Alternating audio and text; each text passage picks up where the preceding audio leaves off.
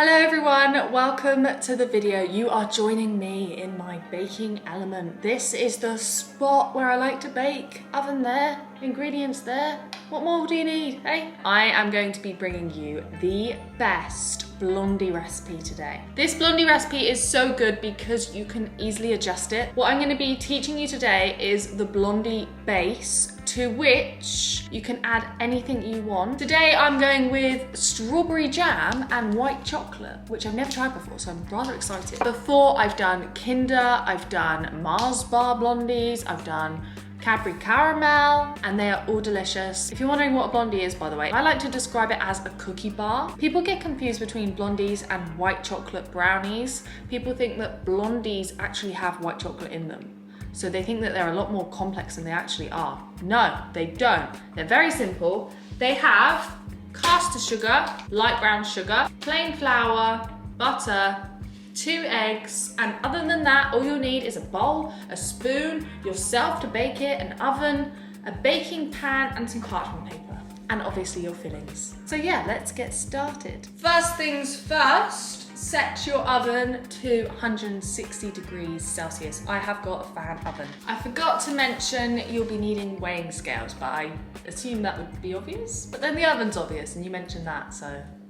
Okay, to start off with, we're going in with 170 grams of butter. By the way, recipe creds go to Fit Waffle Kitchen. This is her Kinder Blondie recipe, and then I just always go back to that and add whatever I want into it. All of her recipes are great, by the way, so I will link it in the description. Back to the baking. We've got our butter. Now we're gonna go in with 100 grams of caster sugar and 165 grams of light brown sugar. It's so funny, the sun came out today for the first time in a long time, and I'm in the best mood. I've been feeling so down lately, so I honestly really think I just, like everyone I guess, when the weather's bad, I'm bad.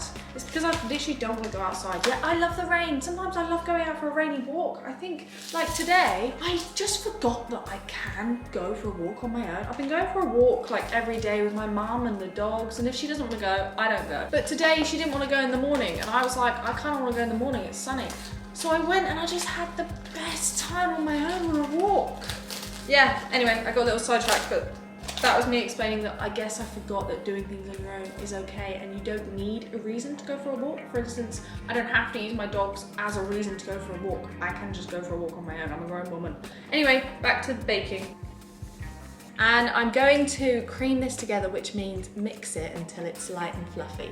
So combine the 2 sugars together with the butter. When I was a child, I used to fail at baking quite frequently because I would always eat this part. I was just obsessed with sugar and butter. I thought it tasted amazing. It's funny, I used to constantly eat the batter. Now I don't eat the batter. Now I save myself for the real deal, you know? It's just a sign of growth. Okay, we're getting close to the creaminess. This was my kryptonite as a child. This is the reason all my cakes failed. Otherwise, I'd have probably been like some very, very, very high up baker because I loved baking when I was younger, but I wasn't very good at it. But no wonder, because my measurements were all off whack. I used to eat so much of this. Now we want 2 eggs, but I'm only gonna use 1 whole egg and 1 egg yolk. So we're gonna get rid of the whites for this. Save it for your scrambled eggs. Finally, I'm gonna go in with 215 grams of plain flour, and then we've got our base. I just find baking so therapeutic.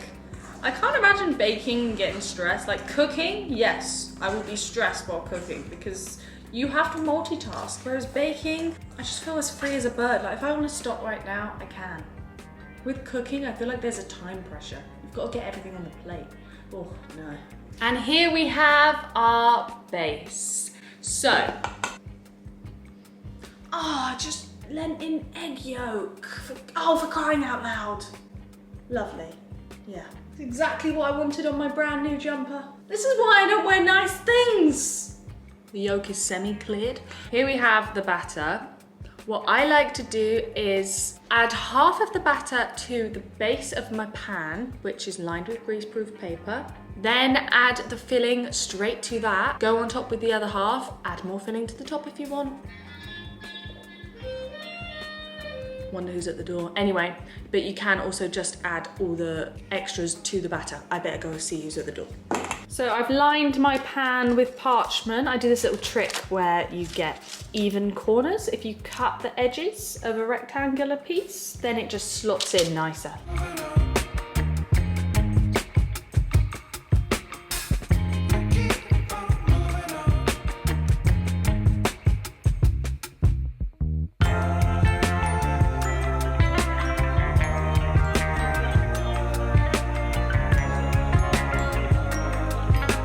The camera ran out of battery, which is why I'm now down here, but the Blondie takes 30 minutes to bake, so I shall see you in 30 minutes. I also always save whatever I'm putting in my Blondie, a little bit of the filling, just so I can put it on top of the Blondie as soon as it's out of the oven. So I've saved a bit of white chocolate and I'll probably drizzle over some jam as well, just for presentation.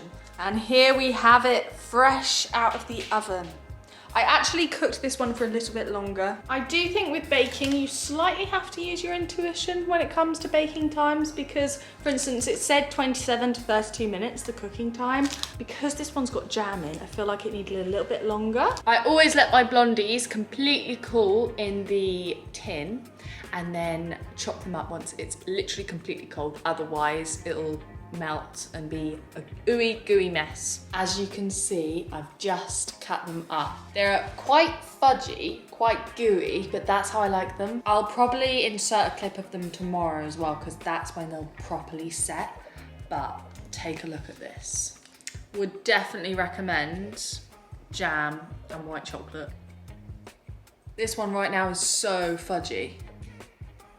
But by tomorrow it will set and then it'll be a perfect texture. But if you were to eat it now, you might think that it was like undercooked, but it's not. Glorious. Anyway, that is the end of this video. I hope you enjoyed it. And if you do bake Blondies, let me know.